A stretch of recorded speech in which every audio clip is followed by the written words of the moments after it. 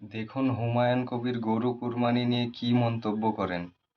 Baharampur police পিডির অন্তর্গত বেলডাঙ্গা থানা, সেই থানার আইসি এবং এসডিপিও বেলডাঙ্গা, বিডিও বেলডাঙ্গা, তার এক্সটেনশন অফিসাররা এবং বেলডাঙ্গার এমএলএ সম্মানীয় ভরত জওয়ার এবং আমি নওদার এমএলএ হিসাবে এখানে প্রেজেন্ট ছিলাম। এই জেলায় আমরা জনপ্রতিনিধি হিসাবে বেলডাঙ্গা থানার এসডিপিওর উপস্থিতিতে এবং আইসি বিডিওদের উপস্থিতিতে আমরা সিদ্ধান্ত নিলাম নিশ্চয়ই গরু কুরবানি হবে, কিন্তু সেটা ওপেন প্লেসে হবে না, অর্থাৎ পাবলিকের যাতায়াতের জায়গা দিয়ে হবে না। নিজেদের জায়গায় কুরবানি করবেন, একটু ব্যারিকেড করে দিয়ে তিরপল দিয়ে জায়গা ঘেরা গুঁড়ো করে করবেন।